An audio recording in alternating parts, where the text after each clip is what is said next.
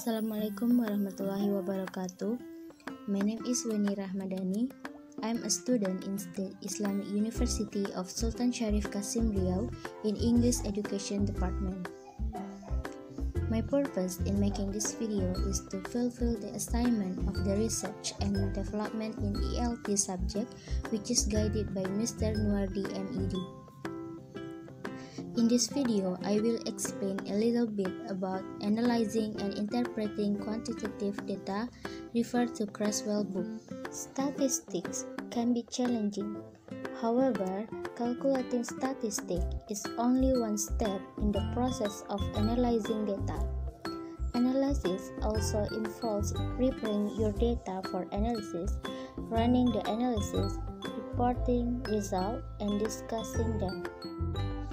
First, prepare the data for analysis.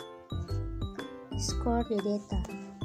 Scoring data means that the researcher assigns a numeric score or value to each response category for each question on the instrument used to collect data. Types of scores to analyze. Before conducting an analysis of scores, researchers consider what types of score to use from their instruments.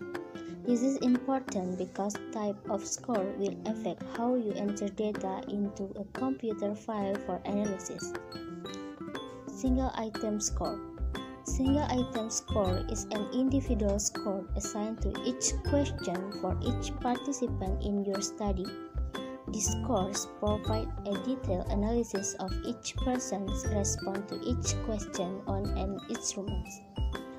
Sum score. Sum score are the score of an individual added over several questions that measure the same variable. Difference scores. Net or difference scores are scores in a quantitative study that represent a difference or change for each individual. Selecting a statistical program. After scoring the data, researchers select a computer program to analyze their data. Here are some guidelines to follow when selecting a statistical program. Find a program with documentation about how to use the program. Ease of use is an important factor when selecting a program. Look for a program that includes the types of statistics that you will use to answer your research questions and hypotheses. Make sure that the program can analyze the amount of data in your database. Locate a program with the capability to output graphs and tables that you can use in your research reports. If you need to purchase the software programs, weigh the cost of the various programs. And the last, select a program that your campus uses so that you can find assistance to answer questions when they arise. Here some of the more frequently used programs are Minitab 16, GMP, SysStat, SAS, and Statistical Package for the Social Sciences or SPSS. Input data. After choosing a statistical program, your next step is to enter the data from your instrument or checklist into the computer program.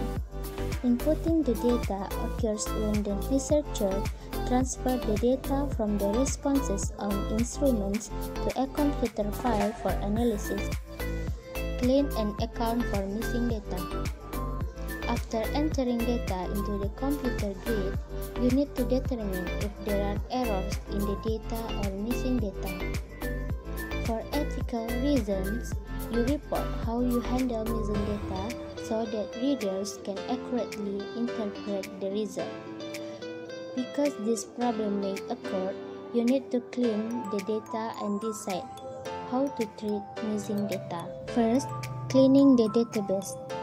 Cleaning the database is the process of inspecting the data for scores or values that are outside the accepted range. And the second, assessing the database for missing data. Missing data are data in the database because a participant do not supply it. And how should you handle missing data? In this case, you have a couple of options.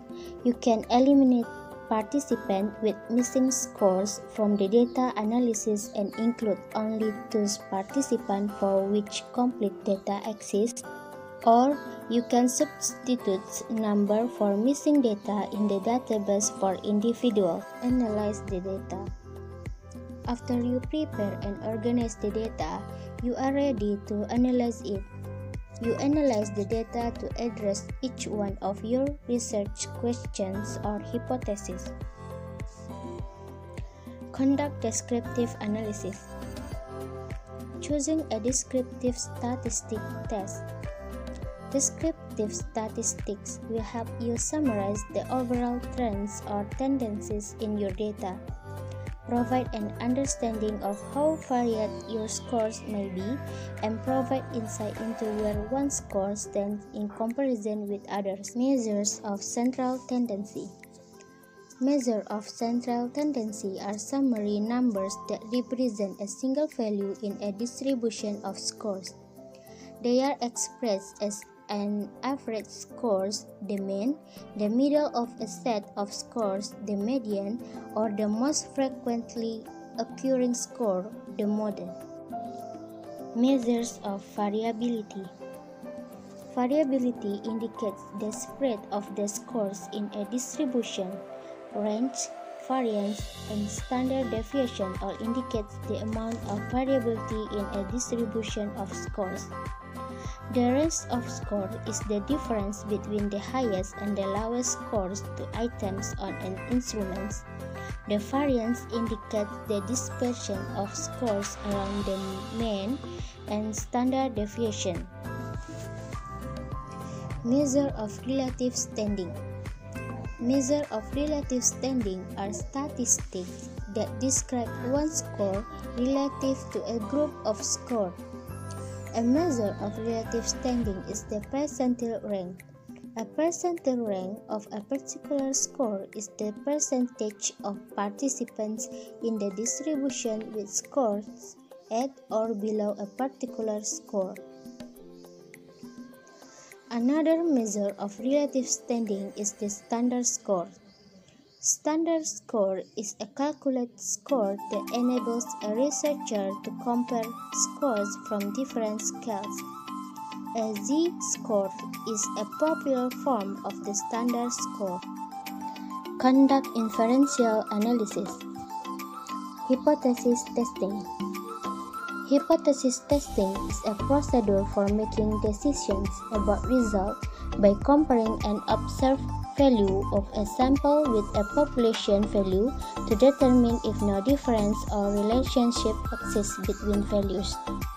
There are 5 steps in hypothesis testing. Identify a null and alternative hypothesis.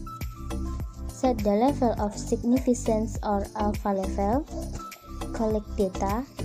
Compute the sample statistics and make a decision about rejecting or failing to reject the null hypothesis. Using confidence interval. Confidence interval or interval estimate is the range of upper and lower statistical values that is consistent with observed data and is likely to contain the actual population mean. Determining the effect size. Effect size is a mean for identifying the practical strength of the conclusion about group difference or about the relationship among the variables in a quantitative study.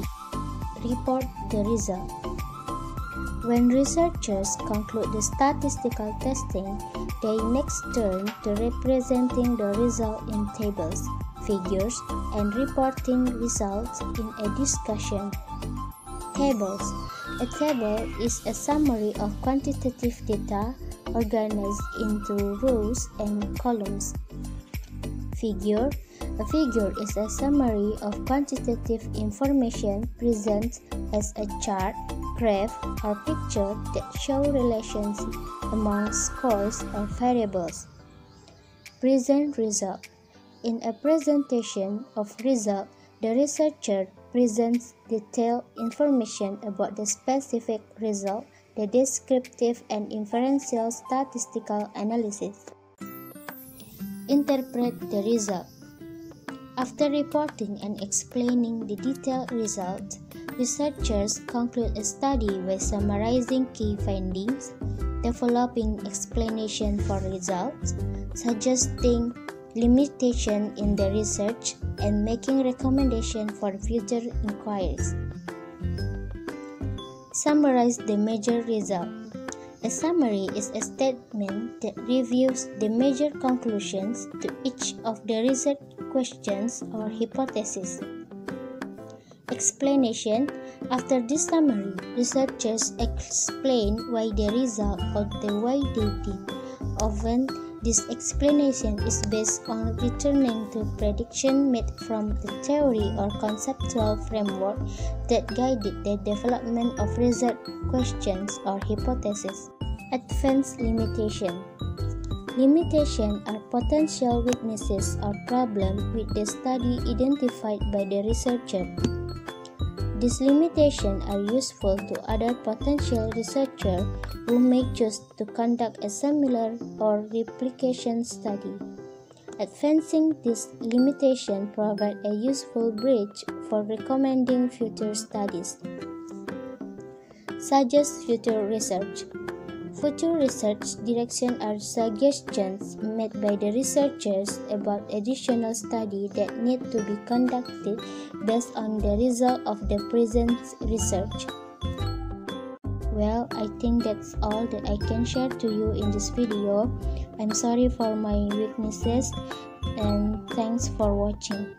Wassalamualaikum warahmatullahi wabarakatuh.